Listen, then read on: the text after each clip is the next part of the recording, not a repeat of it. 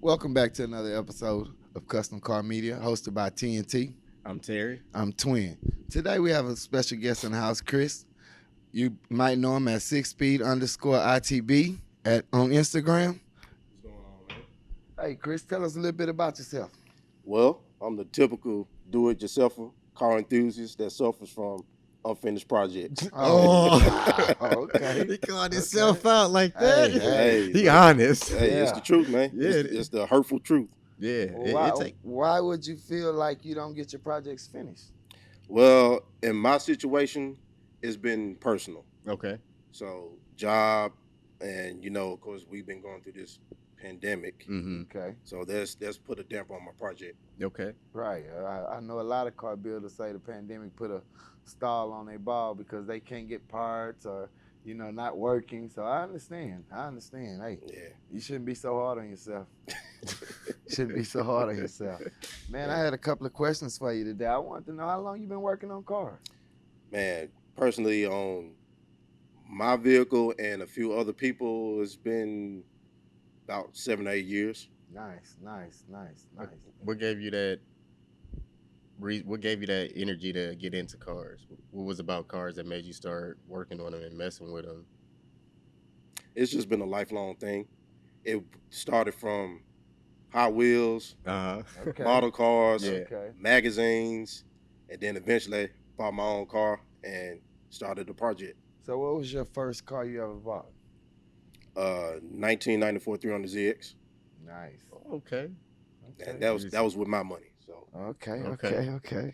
Did you do any modifications to it? Anything? I stripped it completely because I was getting ready to do a build, but Mhm. I had frame rail damage, so I had to get rid of the car. Nice. So you never got to. Yeah, not that one. And then on the second go round of a project, I bought a 93 slick top, which those are hard to find. And that got rear-ended. So I had to get rid of that one. So you just ain't got no luck with these. What'd you say? Well, to an extent, I don't have any luck. But at the same time, these cars are also a pain to work on too. So I Okay. had to do a lot of maintenance. Mhm. And that was just a bad luck of the draw that it got rear-ended. Okay. What car would you like say out of the cars that you owned or may have worked on? What is your favorite kind of car? American or European car? I mean Japanese? It's a toss between muscle cars, modern muscle cars, and exotic cars. Why modern? It just seemed like older muscle cars would be easy to work on. They are until you run into the issue with rust. I helped a guy that did a little restoration, and I was hammering on the rear quarter panel, hammering clean through, so we had to replace the whole rear end of the car. Wow. Yeah. Well, So being a metal man, I don't see no problem with rust, but hey, it teach his own. well, I'm lacking welding skills, so I can't get into that just yet. Oh. So if you got those skills, though, would you get into the building the older cars? Oh hell yeah! Well, I know somebody that might be interested in teaching you. Hey, I sent him a little message his way one day, and he You was did? like, "Yeah, on my Did I charger." ghost you?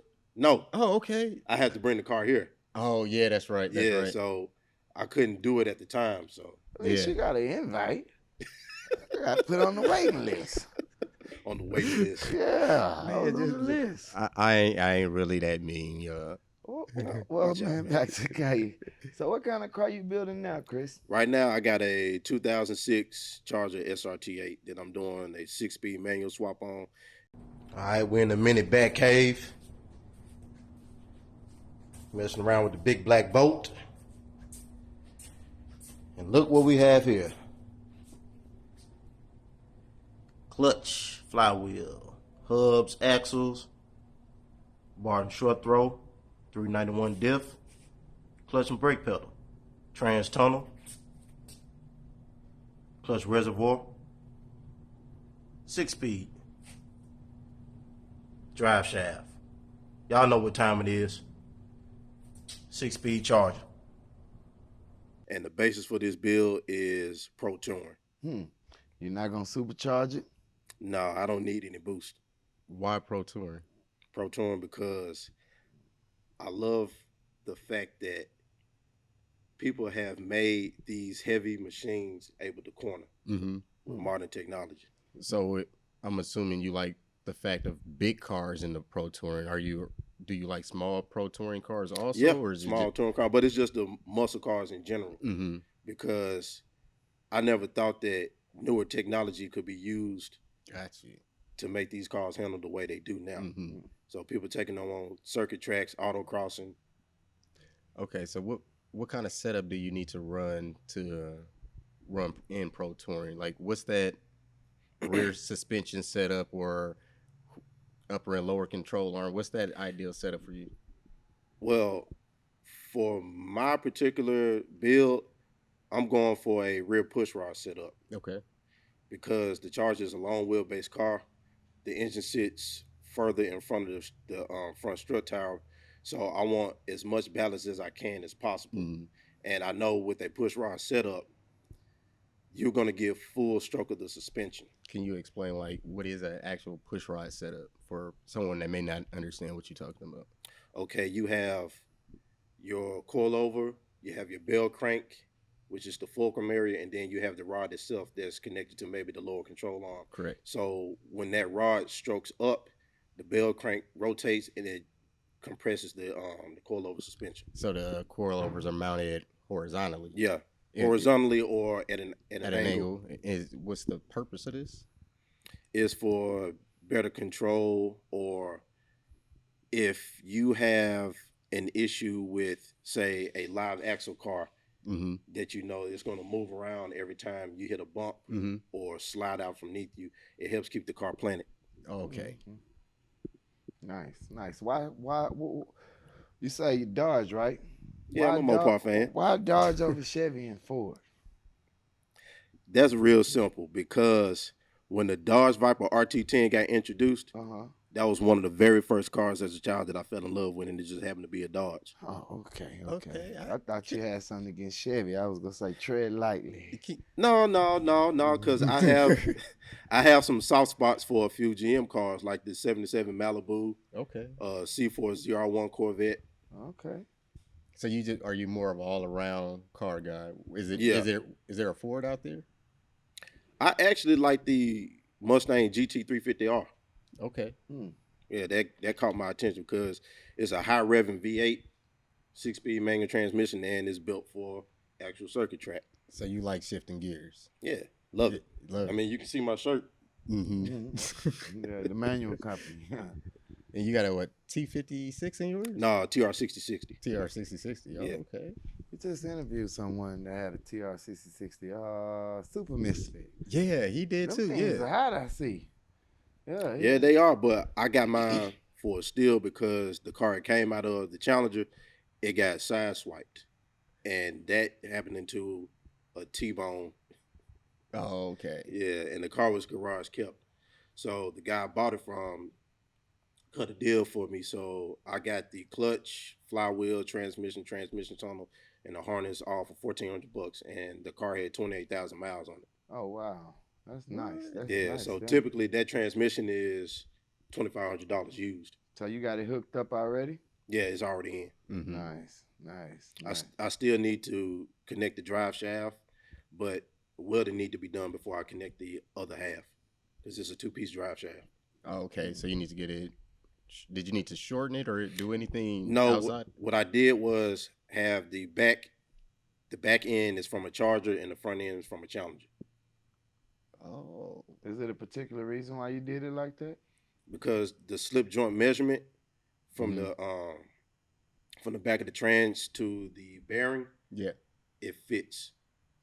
It just slides right up. So all I have to do is bolt it up. Okay, save time. It saves a lot of time. Eventually, I'm going to get a drive shaft built, Mm-hmm. but for right now, just to get it on the road, splice them together. Okay. And then for your suspension setup, like, why did you go with the way you went with like control arms, and who did you pick for like sway bars and stuff like that? BMR, a partner of mine, he put me on with that company, and I saw all of the adjustability that I had with the company. Mm-hmm. So I just went with them. And what type of adjustability are we talking about? Full alignment adjustability, Okay. but only in the rear for right now. Okay. They're doing research and development on the front. Mm-hmm. So that's what I'm waiting on now, to have a full setup. Mm-hmm. And Hotchkiss, they're really well known for muscle car suspension, so I went with their sway bars. Okay. That fits with what I'm going with my car. Okay. All right, we got real big progress tonight. 6-speed is in, bolted up. As y'all can see, from an engine, trans mount, all the way up to the Barton short throw shifter being installed. Pretty sure that some of y'all that own this is very pleased with this setup, because I know I will be once I get this car rolling. Okay. How do you feel about the car game now? I got mixed emotions on that. What you Real mean? mixed emotions. Okay, so y'all know that the EPA is raining down on a lot of these companies now that's making off-road products. Yeah. So looks like that may hurt us in the long run. Don't know yet. And another thing too is what I wanted to ask y'all about. How do y'all feel with these young people doing donuts, shutting down the freeways, causing backups, causing commotion, chasing what they call it now, clout?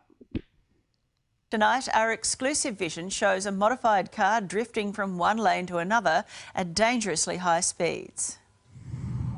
Wicked and weakness, you gotta see this. Yeah, yeah.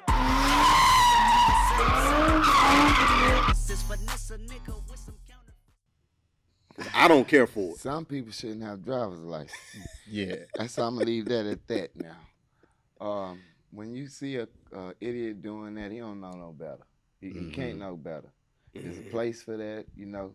And you're in the middle of the expressway doing that. I mean, come on now, that's crazy. Yeah, and learn about that drawing too much attention. Yeah, crazy. it brings too much attention to the game, and you can't have the fun that you used to be able to.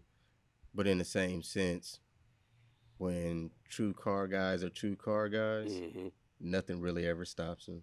How many times have they changed stuff and we found a way to stay car guys? So we'll figure it out.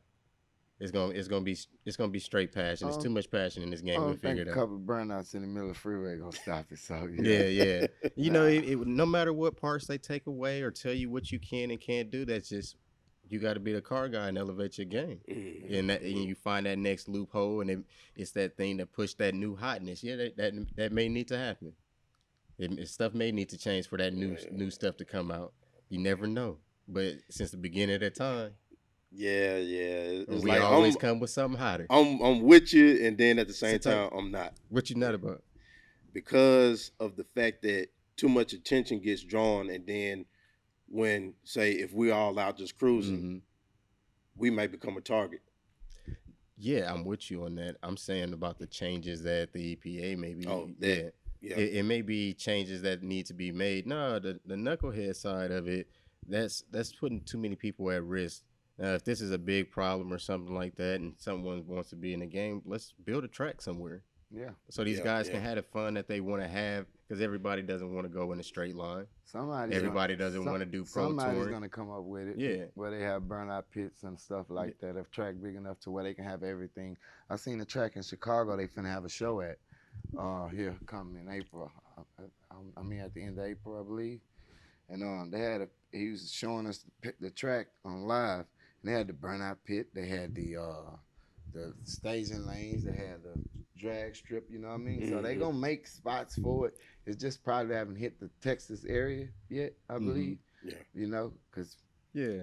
I didn't see police at car meets let them just do donuts and stuff. You know what I mean? Their cars. I mean, out of fun, but They're real lenient. Yeah, I think it's just showing that these kids are trying to tell you that this is their way of having fun, and somebody please build something for me. yeah.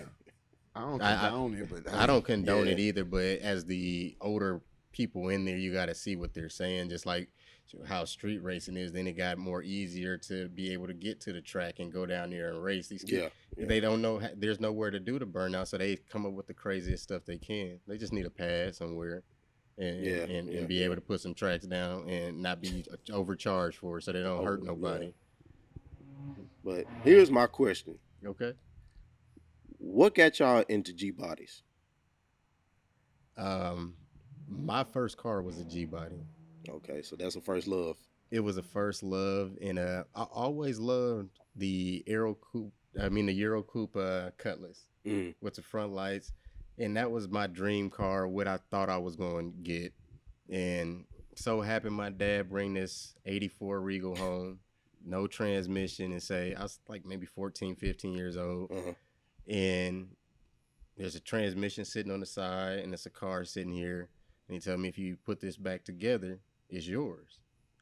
So after doing all of that work to figure out how to get this transmission put in here, you fall in love with it. You start seeing the different lines of it.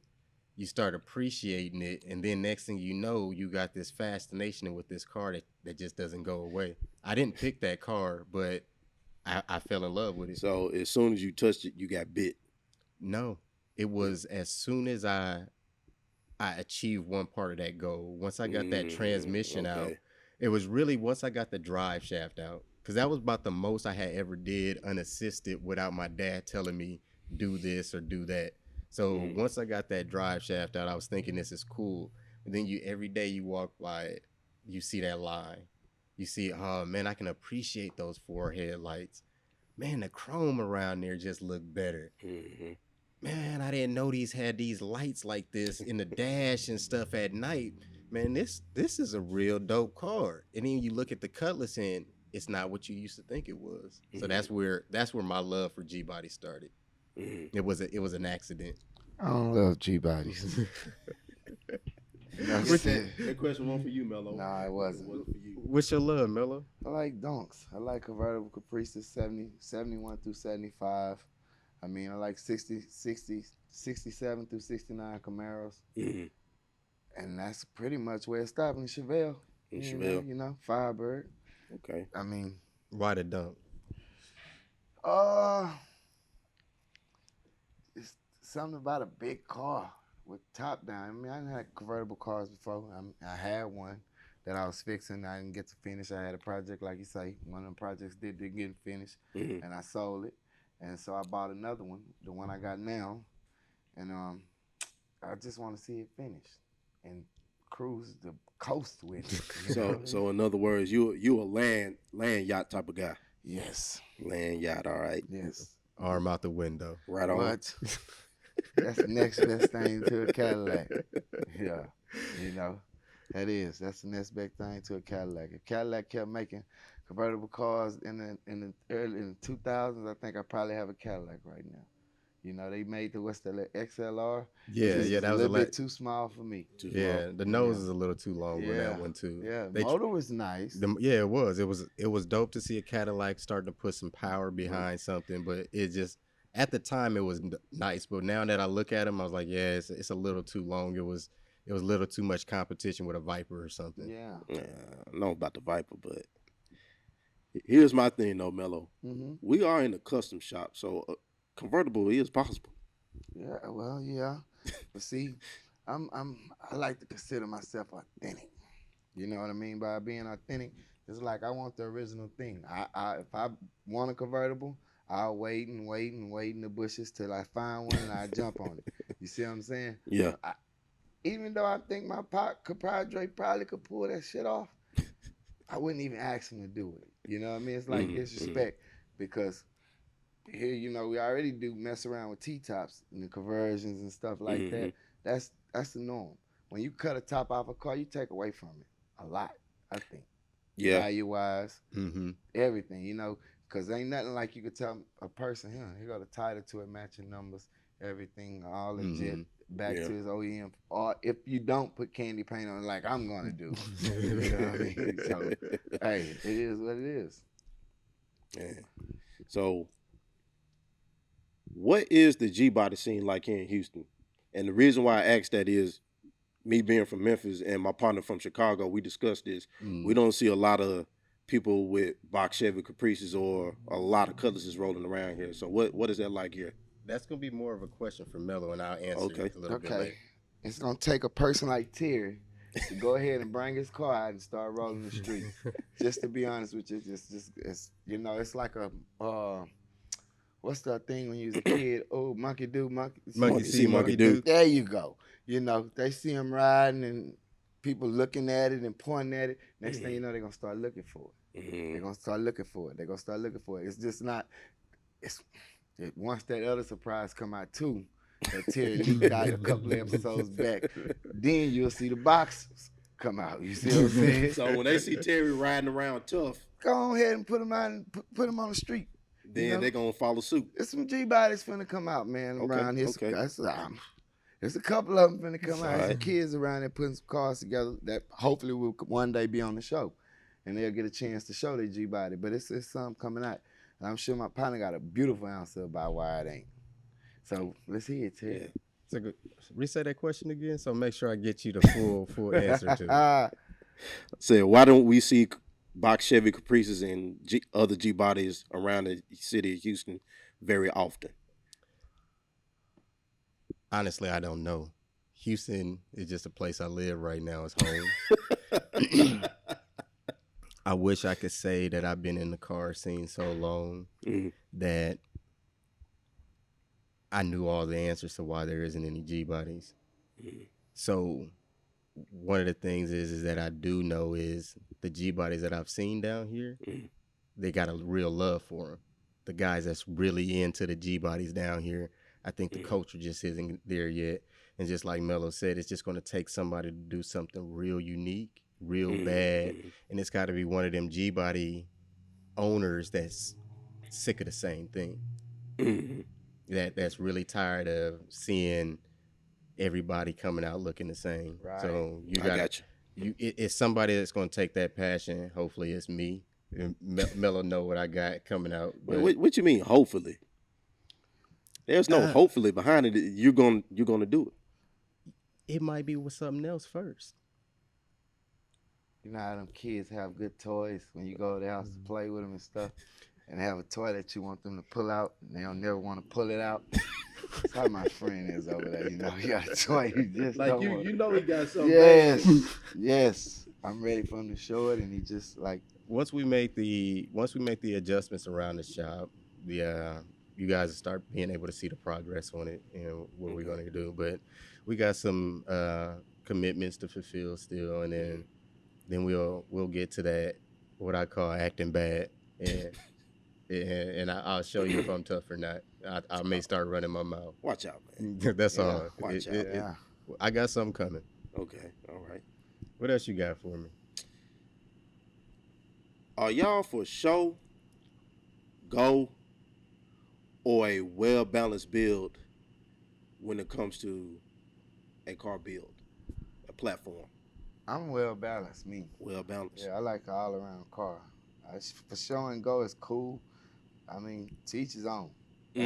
I'm not into show cars. I like pretty nice fixed up cars that you think should be in the show, but I want it to go real fast down the track. So it got to be well and put together. So you like me, you like all across the board. Yeah. It can look good, it can go fast, and then I can just park it up whenever. There you go. I personally think, I know this might be a easy out. I think I got so much love for these cars, and I get every single aspect. I seen an art car, which I'll probably never ride, but I appreciated the fact that somebody took this time to put these stickers, this, and this, that on their car, and to be able to ride and feel that peace that I am. So if you're doing that to get the fastest time in a quarter, and you get that release and that joy, man, get that and show me what that feel like. I may want that one day. So I got such a love for cars all the way around. I dig the full completeness because you want to get on the road and have your fun and be able to go on a long trip. But at sometimes you want something to just say, na boo boo. Yeah. Just put it in somebody's face. So you gotta have that still. Yeah. And in a sense, I'm with you on that too, because I look at the Dunks. Those interiors are immaculate. I also like lowriders. The paint jobs on those. That's art. That's literally art on wheels. You see how much time and hours it'll take to do them pinstriping in that line work. You Yes. gotta be dedicated because it ain't like you didn't mess up. So it's not like you got that right the first time to finish that project out. Yeah, lowrider scene is Yeah, dope. that because especially with the dunks, how much time it takes to put that interior together. Mm-hmm. Well, they You got got they got hours. You guys, got yeah, hours and put hours and hours hours to on it. think about it, Mhm. come up with some custom design that's you obviously know it didn't come like that from the factory. Mhm. And then to put something together that still fits the period and have a new feel to it at the same time. Yeah. That when you look into it, like some of the guys that's really taking their time to do the interior, yeah, Yeah. I like that. Man. Now here's my question. Very serious question. How in depth are you willing to go with your skills on a build? Hmm. I'm gonna let Terry answer that first. I'm willing to go so in depth to show my skills on the build that I'm willing to say I'm not willing to take any more clients. Well, he answered the question. That's tough. I think there's a big gap in this game, and I can keep convincing people to do a little bit more than what they want, Mhm. but I'm never gonna act bad. And I'm acting. This is my time to act bad. Mhm. Got So something in the making.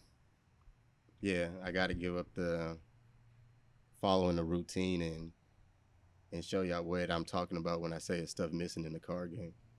Mhm. Mhm. So yeah, I'm willing. That's my furthest. I'm willing to not take any clients, but still build these cars. Okay, so that segues into my next question. Okay. When you want to go, Man, go that you deep. came with it. I Yeah, like yeah. this. You really came with Yeah. it. When you go in depth, okay, if that's the case, are you willing to use more exotic composite materials like Kevlar, magnesium, carbon fiber to act that bad? Technology definitely has to be a part of this game, Okay. and you got to have tech to do any of that bad stuff, don't you? Yes, you do. So my goal is to bring a whole lot of tech into this game. There's Okay. gonna be a different level of acting bad. Keep doing your body work. Keep doing your bondo and keep shaping your metal. Okay. I have goals of making something really, really change around here. That's why I said I don't think I can do any more client cars. Mhm. So you feel the same way, Mello? Yeah, pretty much so. Okay. Pretty much so. Yeah. How do you I feel about like that question? That I was like carbon fiber bumpers and stuff. So yeah, I'm Okay. with it. You know, so. I'm with it. So since we've been talking, I've really gotten a feel and a vibe that you see a nasty, nasty gap in this game that you didn't really get into. What's missing? One thing I do see that's missing is passion. Okay. That's one thing I do see. In what way? And what kind of passion are you talking about? Is it Letting your vision take over. got you? Got you. And one thing that gets in the way of that is, well, there's a few things, but mainly what I see is naysayers Mm-hmm. and people that pocket watch. Yep. And what I mean by pocket watching is that they tell you something is too expensive to do. Mm-hmm. Don't tell me something is too expensive to do because you're not financially able to do it. Mm-hmm. Maybe I'm not able to do it at the time, but I'm putting forth the effort to get to that point. Right. Correct. So I can do that. Mm-hmm. And that happens a lot. And it even happens in shops. Hold on. Please hit the like, share, and subscribe button, and leave a comment. And if you want to come on, inbox us. Let's Sorry, y'all. get back into this depth. This is a good one right here. So, where was we at with that? Talking about naysayers and Passion. and the issues with stopping passion and So vision. that's all the way around in the car game. Mm. It's your in-house builder, it's your shops, it's is being afraid to build as you Mm-hmm. instead of building to the game. Everybody's trying to build based off of what's hot. Yeah. And so that's where I believe that passion is that you're talking about, is that we're the you builders. We're the guys that actually put custom on their door and they lived up to it, instead of saying I'm a restoration shop. So the naysayers can get you to slow down a lot, but those dreams, those visions, like, you can make that stuff a possibility when you put your mind to it enough. Where, yeah, it sounds cheesy to say it, but it's reality that if you want that bad, go ahead and get it, because it's a way to get it. And I'll be honest, I've let the naysayers deter me In which way? with my Charger project Okay. because, like I stated before, back in 2009, 2010, I was looking at the floor plan of a Charger, SRT8, and I just so happened to come across the floor plan of a Challenger, and I saw how similar they were. Yeah. The Challenger had the 6-speed, the Chargers come with the automatic. So during that time, I thought that a conversion could be done with that 6-speed on the Charger. Yeah. And once I started contacting people about that, getting in the forums, people was like, "Oh, you don't know what you're talking about," and then people that did think it could happen, "Oh, it's going to cost too much money." And at the time, I get it because those cars were still brand new during that time. Now, fast forward to 2017, I come across Cleveland Power and Performance. Not only did they swap into a Charger SRT8 that was wrecked, they did a Chrysler 300 SRT8. Yes. Oh, I think I yeah. seen that car. Yeah, so they did two cars. And after seeing that, I got in contact with them. And it made me happy because I knew I was right. I knew what I was talking about back in 2009. Made you trust yourself just a little bit better. Yeah. So, short time later, call my pops up, like, "Hey, I'm gonna wire you some money. Can you find me a Charger?" Because he has an auction license. And after that, the rest is history. I just started stacking up parts, got the transmission, and then boom, started tearing the car down. And how long did it take you to get that transmission and everything cut out that you needed to? The transmission itself, because I did it by myself, surprisingly, it took me 45 minutes. Wow. Is Yeah, there- transmissions jack and all that with it. I have a transmission jack for the floor, but I just used a regular jack. The hardest part was getting the automatic out because it's so heavy. Yeah. Okay. Oh yeah, yeah. And how'd you come across this? Where are you getting all this knowledge from? Like, what are you doing to stay on top of your car game? Well, I explain it to people like this. For me, working on cars is like building a model car and putting Legos together. I'm looking at parts. Oh, so you was a Lego kid? Yeah. Yeah, we can talk about that, boy. I spent hours up at night trying to put Legos together. Yeah, I'm like this, but watch stepping on the Legos because that shit will take you out. Yeah, will. Crawling on the floor. Oh wow. We have a Lego moment here. Shout out to Lego. Send some blocks. Watch out, man. Yeah, exactly. But yeah, just looking at what parts are connected on the car. I mean, you can pretty much take it apart and put it back together. Now, the thing you have to take into account is torque specs. Exactly. And then degreeing. Yeah, degreeing and then make sure you don't have preload. Yep, exactly. So. Yeah, or it's got the necessary loads on it that it needs to be before you go through this torquing process. Yeah. Because you can't torque everything down just because it's up in the air. Yeah. Sometimes the car needs to have its weight on it before you go through that torque spec. Yeah. So it's a crazy little science, and this game is missing it big All time. about numbers. Yeah, and then another thing too, I look at what other people are doing, especially on YouTube with some of their projects, kind of like a little bit of inspiration. And there may be something that I never thought of or come across, and I might have to take that into consideration with one of my builds. Yeah, and it helps you just kind of maneuver through things to make sure it provides a little surety of what you got going on before you attack it. So will we ever see a classic car in your collection? It depends on how far back the classic is. Like, I don't mind having a 60s Mopar, But at the moment, there are specific cars that I'm looking to own. Like what? Okay, Viper Would for you? one. I'm stuck on the 2017 ACRE right now Why is that? because they refined the Viper, but you still have to respect that car. And plus, the ACRE is a track focused car. Yeah. I like track focused cars. Mm-hmm. Um, still thinking about another 300ZX. It'll be my third one. That's your unicorn, ain't it? Well, not my unicorn. It's a love-hate relationship because I loved that car when it was brand new, but owning two and working on a few, I hate it because it's a pain to work on. Mm-hmm. And then, of course, going into the exotics, I'm a Lamborghini Diablo fan. Oh, Like, you got people that grew up in the 80s, they postal car was the Countach. Mm-hmm. I grew up in the 90s. Diablo was one of my postal cars. Yeah, the Diablo was Yeah, there. the Viper. Mm-hmm. When McDonald's came out with that little Viper thing, and man, I was lost. I thought when I asked my dad for that car so many times, and he would tell me, "Yeah, we'll get one day." One day. I didn't know what the ticket was. It didn't make no sense at the time that it was $100,000 or whatever it was. That and watching the Viper TV show. Oh yeah, I forgot about Yeah, a lot of people forget about that. I definitely forgot about I forgot. Didn't he like come out of the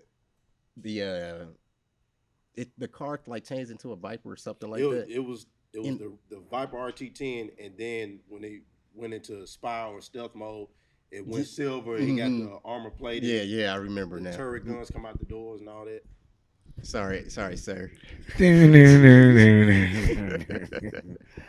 Oh, they're having a flashback right Yeah. here. Man, back to the interview.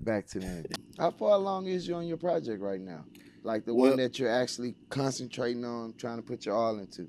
Well, the swap itself, I'm at 85% Okay. because all I have is a little welding patch to be grafted in, and then I can do some reassembly on the interior.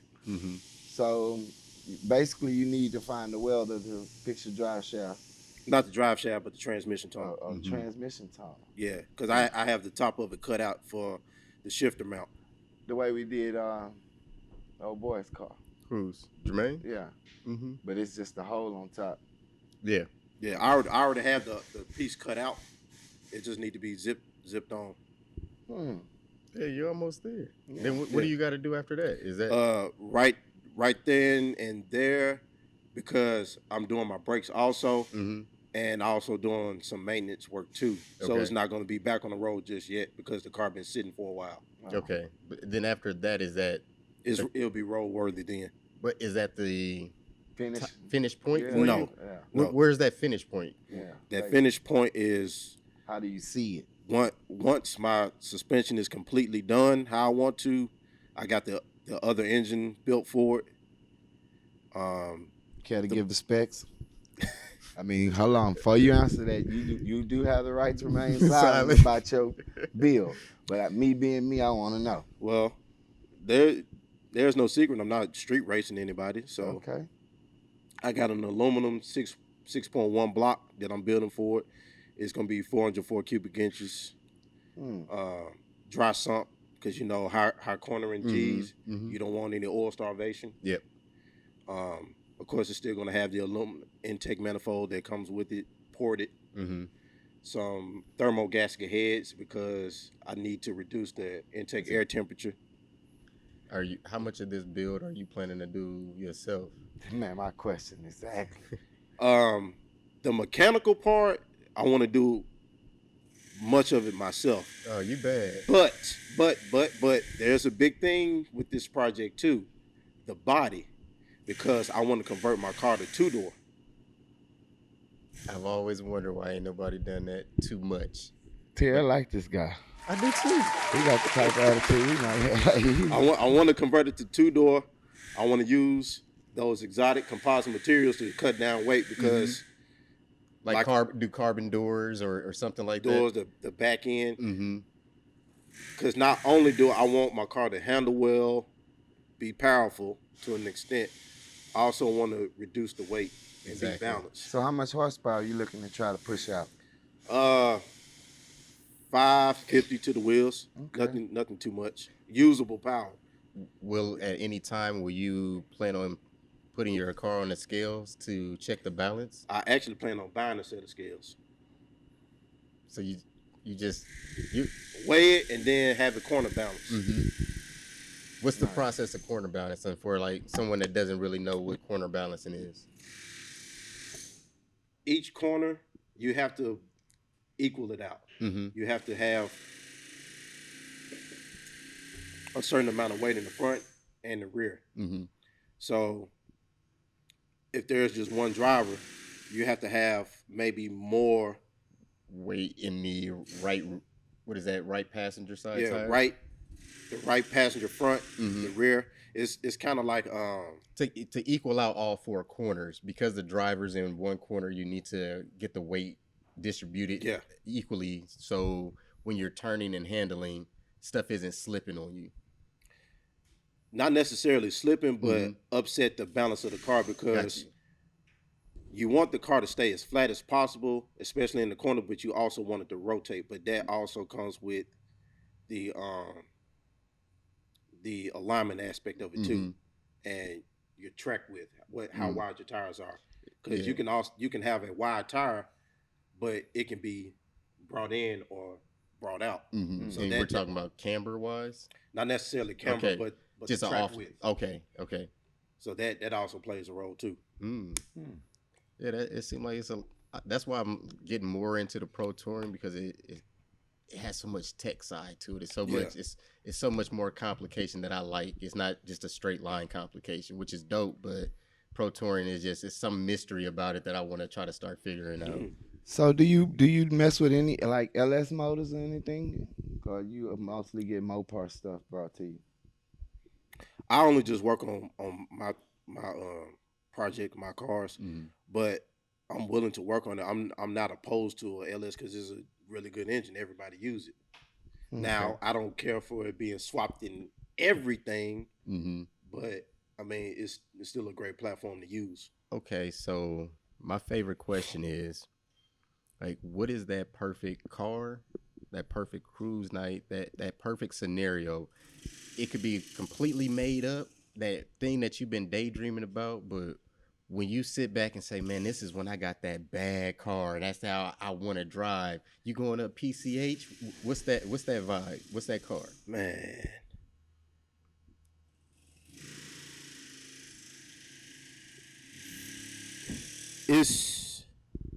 Sounds like you're torn. Right now, the drive itself is easy. Okay. That's a backcountry road, or a few guys that I know that go to the Sam Houston National Forest, doing forest runs, going through the twisties. That's my drive. Now the particular car, I'm torn between the Viper ACR that I mentioned earlier, and no, it's three. It's three. I take that back. The Lamborghini Diablo SV, the Dodge Viper ACRE, and a Porsche GT2, but the 997 chassis, the RS. You only get one. Yes. See, I can't do it. That's a true car junkie. Yeah. I can't do it. Can't make a choice. Yeah, because when you think about it, especially for me, those cars that I picked, you can't go wrong with either one. At least you had an American car in there, which was Dodge. Yeah, that's true. It's definitely, it's definitely gonna happen.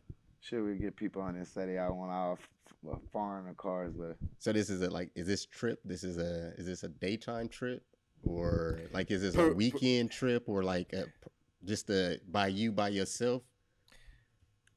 I can have a group with me, or I can do it by myself. Now, if I happen to go through the national forest, I'm not doing it at night because just so having a deer jump out. Yeah. Right. That's it. Yeah. How often do they have the forest runs for people that might want to, do it? You just got to get with the guys. They might do it on a Saturday. They might do it on a Sunday morning. Is this like a Facebook group or an Instagram group, or is this like how do people figure out about doing this? Like if I wanted to try it. Well, you have to get with the particular guys that do it. Okay.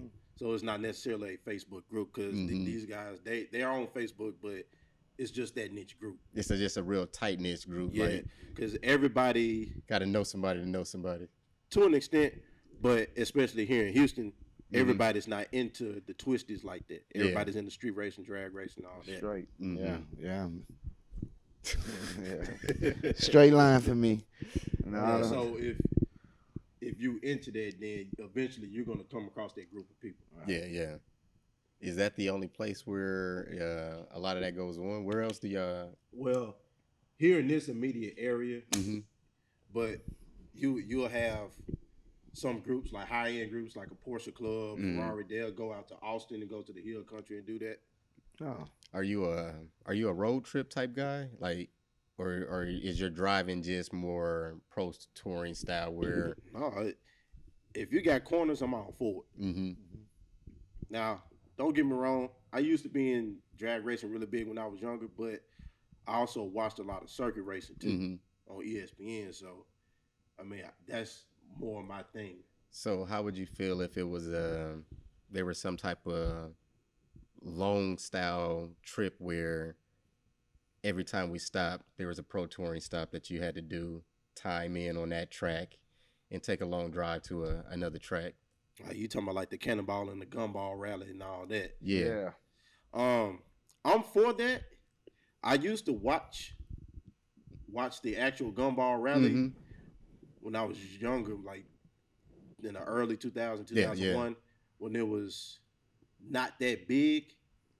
But now I'm a little weary of it because the police have got more involved in it because more rallies every year have happened. Yeah. So they watch for that now. But I mean, it's still something that I would consider. Yeah. I think it'd be something pretty dope to do. Just I love being on the road. So to be on a road in a car that you're gonna take pro touring or dragging or something like that, and actually be able to drive it. Because I like to drive. Like I'll do a 4,000-mile trip. Yeah, and I would love to be able to do that in that old car. Yeah, similar to what the Power Tour does and One Lap of America. Yeah, I just want to make it a straight line. Bar. Yeah. It can be far, just a straight line. We don't need to go up and down.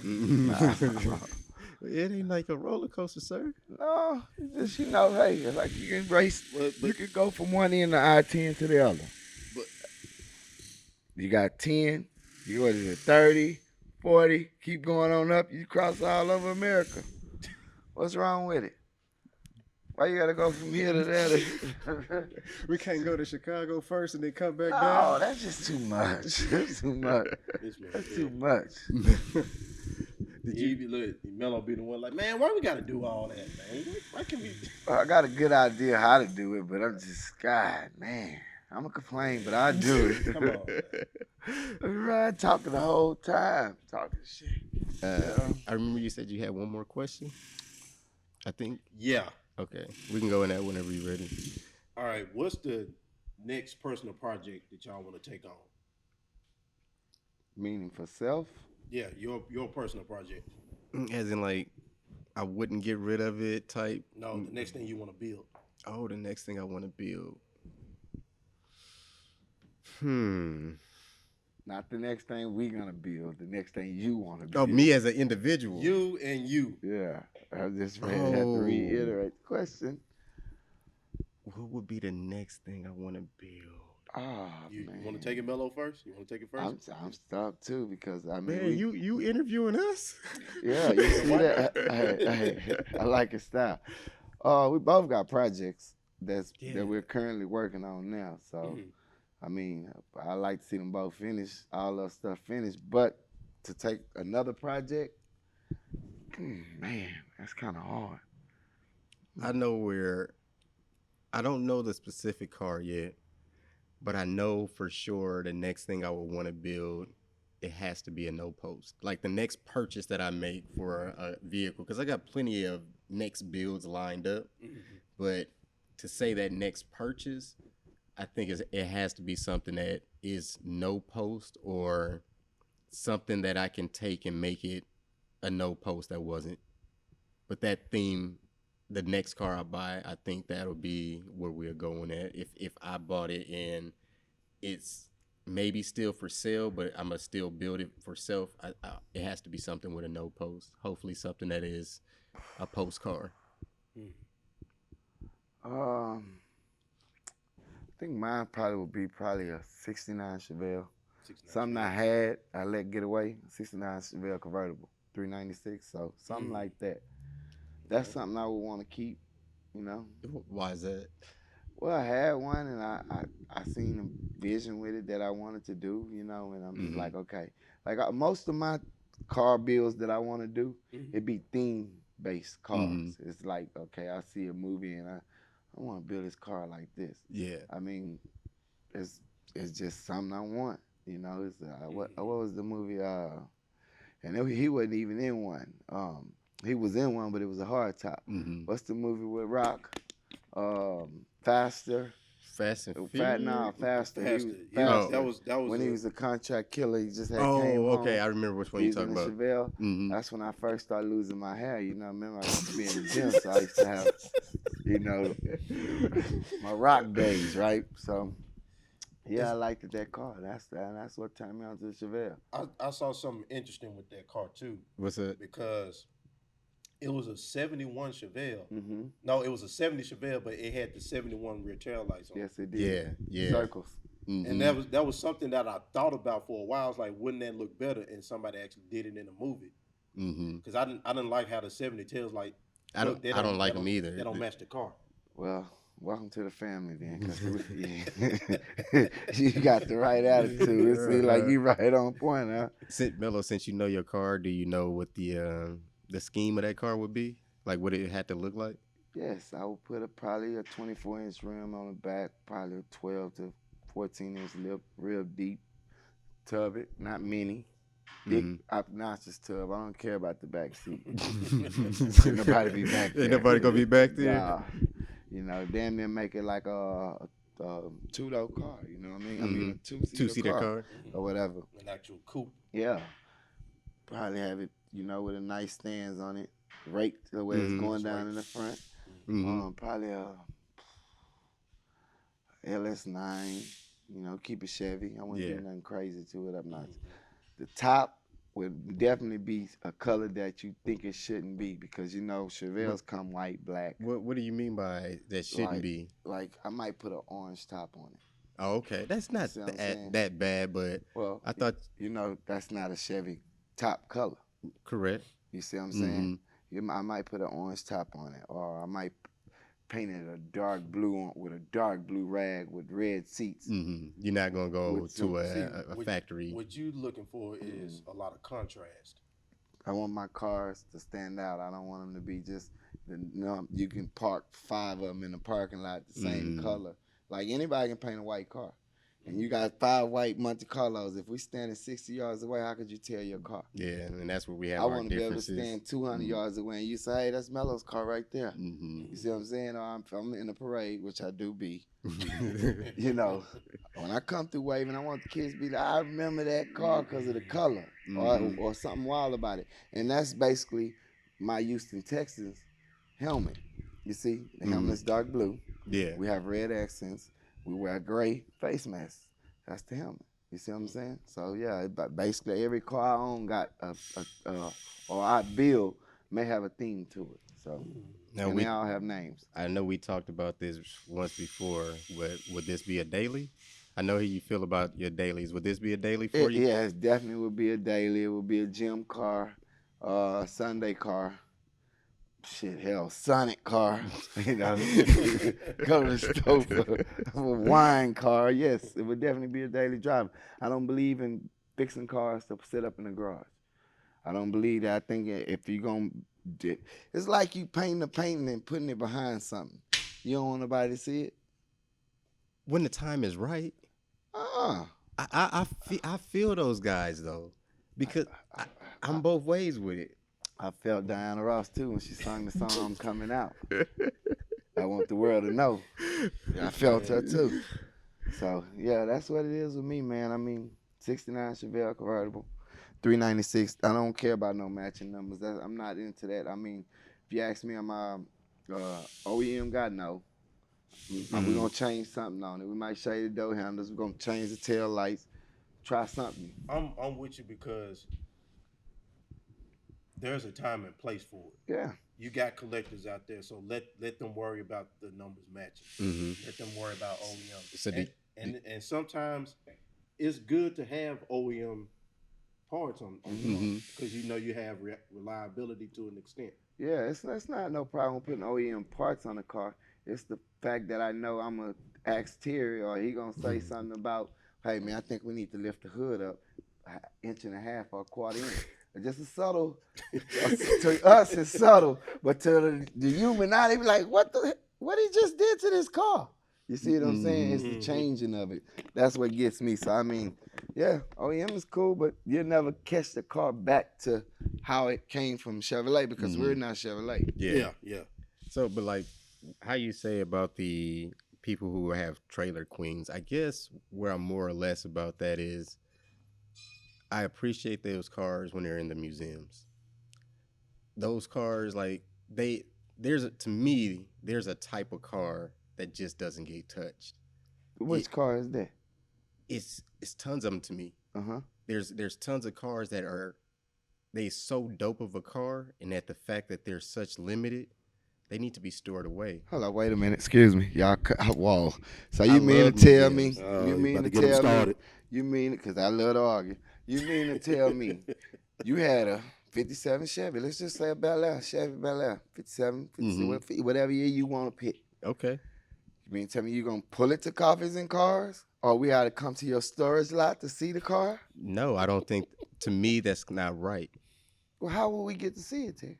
What I'm saying is, those guys that got those cars in those big museums, I appreciate those guys. Oh well, you know, because yeah. to me, those cars do not belong on the streets because there's such a rare car where it's the last of two, and the history is going to be gone. Of I got to see that. That's where my game came from. But if that car is physically gone, you're going to have to look in some type of book. You're not going to be able to get that close up to it. But when it's hidden in somebody's garage or something like that, you don't get to appreciate it or anything. So I'm with you on that. But if it's that car that's so rare that if it's on the street, it's dangerous for the car culture because no youngster's going to be able to see that car. I'm with, let's lock that thing down and protect it so I can go and look. It's like being is what's it? Is it preserved? Yeah, preserved because I want to go see that and look at, this is how mahogany looked inside of a car that was done by hand. If it's on the streets and get totaled, it's done until another creator tries to mimic it. Okay, so you basically saying the history cars need to be in the history. Yeah, but if you got a 57 Bel Air, to me, dope car. 55, 56, that Tri-5 Air is a dope car, but it does not belong there yet. It's a lot of them left. Yeah. So what car you think right now that deserves to go up to the museum, to the upper room? I'm into a lot of the exotic Bentleys and stuff like that, real pre-war cars. I'm big into looking at them because their simplicity was so complex at the same time. You had to be a monster to figure out what they did, and it was super simple at that time. Right. So those cars, when you see stuff with brass, aluminum, and copper on the engine bay, and you see a car that's a straight 8 or a straight 12 that doesn't have a cylinder head on it, it's just like, you'll step back and think, you don't need a cylinder head. You just got to be different. And it brings that creativity that we had talked about earlier. So when you see those old cars, it reminds you that, yeah, you can, because that looks complicated to you, but that technology is so old that it's still dope now. Yeah, so that's where I'm at with those. It's a lot of those exotic, real old pre-war cars that can tell you a deep story about. At that period of time, it wasn't really much going on in the 30s or anything to say big money is the reason why those cars were built. They were just built because they needed to be built. Yeah.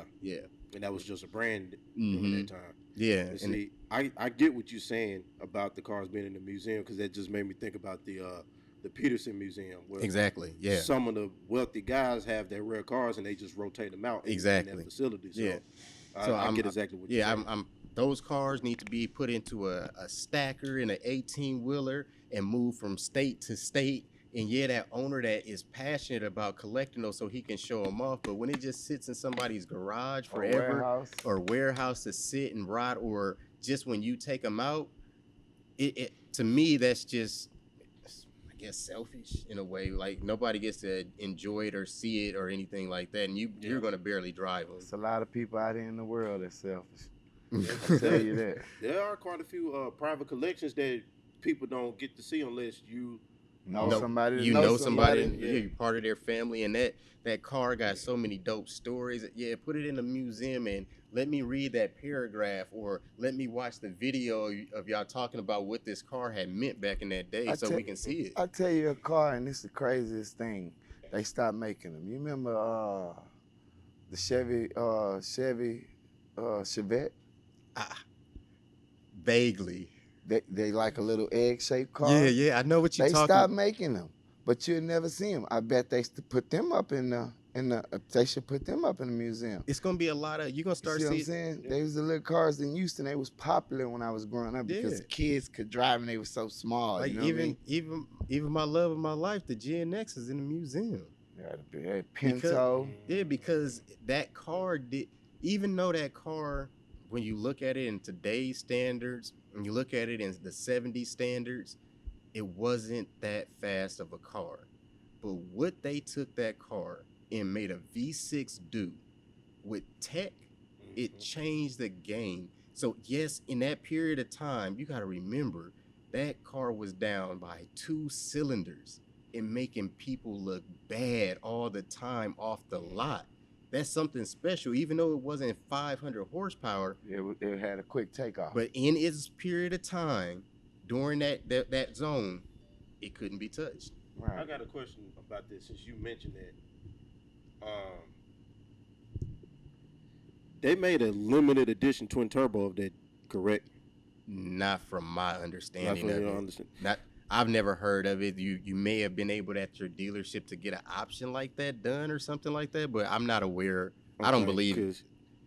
Because I've come across people mentioning something like that, Mhm. and I figured that if that was the case, why wouldn't that be in the museum?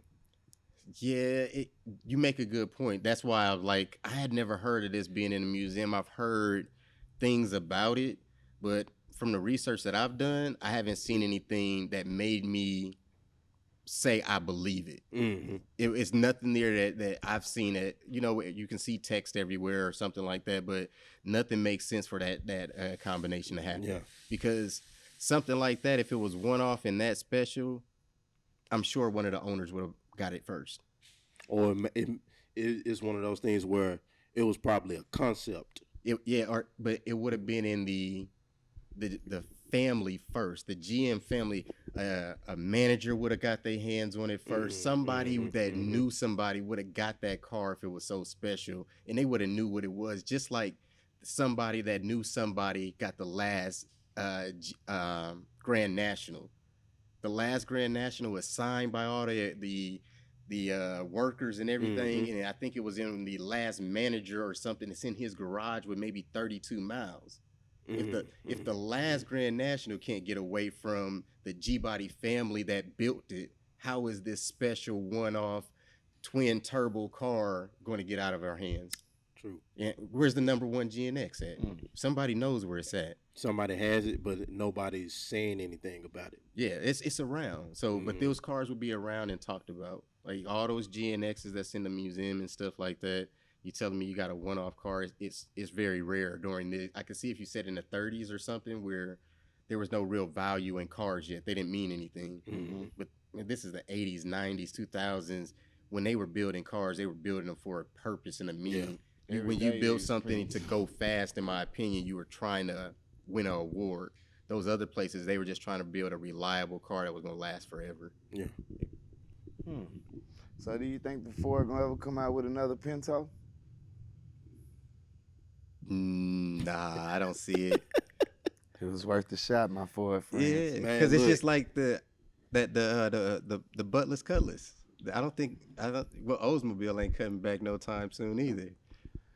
Well, you got to think Ford is. I think they're pretty much done with cars now. nah, I heard they making a million in GT.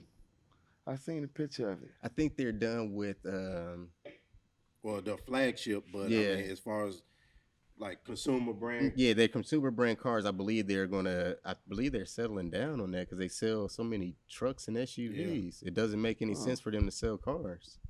and then they're moving to electric now. So Speaking of electric, how do you feel about the electric world in performance wise too? okay, I'm gonna start off by saying this. It's interesting because I've seen a few people in California use the Tesla motor. Yeah. Some guy using it in a BMW, and I forgot it was a few other cars, and they used it for performance purposes. The guy in the BMW used it for drifting, and he was making, I don't know, I think like that motor was making 2,000-3,000 foot-pounds of torque. Really? Yeah. Yeah, because I know they're outrageous on torque, and I've been getting more and more into it. Yeah, I'm not 100% on that, but it just literally shredded the tires up and broke the quarter pound. Yeah, they say that's the most dangerous thing about those electric motors is they got extremely large amount of torque, and it comes on like that. Instant. It's like if you look at your curve or anything, it's not like it's slowly doing this. It's there, and then that's what it is. So those motors got a lot of torque, and it's hard to get them to go. That'd have been a smooth idea. Yeah, I seen somebody using a Tesla. What is the S8 Model 80 or something like that? Whatever the biggest Tesla is, drag racing it. They ain't nothing to play with. All wheel drive. Yeah, I never really paid much attention to until you told me about the Tesla motor, trying that. But yeah. And electric as a whole, I don't care for it, and I know we're all gonna be dealing with that inevitably. But at this moment, I still got a choice of car to choose from as far as gasoline goes. So if it was ever a case that electric took over, would that be the end of the car game for you? Like, would you just kind of throw your hands up because they made it too difficult? I don't. It's going to transition, but this is not going to go away just like that. Correct. Correct. So you'll just slowly transition with it. Maybe not. Maybe not. Yeah. Yeah, because I've thought about this too, and I think I'm completely down with transitioning. As long as I can keep it balanced well enough. Yeah, it's like I don't care for it, but at the same time, you have to think it's coming. Balance. Yeah, it's coming, but there's a balance to it. There's a place for it. Yeah, I don't know. How you feel about that, Melo? Going for electric car or gasoline car? Well, it's just I strongly believe that the electric world is going to take over. And how do you see balancing that if that does happen, or would that be just like I don't think cars will mean anything anymore if it went electric? I really don't think they would, but you know, to be honest with you, it's like cheating the power. You know, it's so fast, it's electric. I mean, it's like, hey, I'm just sitting there thinking, what if you pull an electric drag car? Instant power. They coming. Major torque. They coming. You know, I look at it as they coming. You just got to make sure you have a big enough charge on it so you can make a couple passes. Wouldn't that be the same difference with a big block? Right. And a supercharger? Well, yeah, you got to keep that. You got to have some ethanol money. but look, though, Terry, he make a very interesting point. Okay. That people don't think about, too, because, you know, you have non-car people that's for electric vehicles, but you have to think about the range, the travel range. That's because right now they don't really have that down pat yet. You still have gasoline cars that get better mileage than because it's not like you can do because what keep me completely out of it is I really love to drive. I want to get on the road and say hey, I need to leave for 3-4 days, and then I don't know where I'm gonna go. I'm gonna stop in a different city, and I don't want to be trying to find charging stations. It's hard enough I was remember the finna say, gas I up. was finna say I'm gonna buy you a big extension card, okay, T? Yeah, another partner of mine, Nick. We've discussed this, and where he was working at, they was selling him on the new wave of the next car with damn. But I just had a yeah, yeah. but the next car being electric, Mm-hmm. and the one thing he was speaking on was range anxiety. Mm-hmm. You can travel around through the city just fine, but you want to go on a trip. Yeah.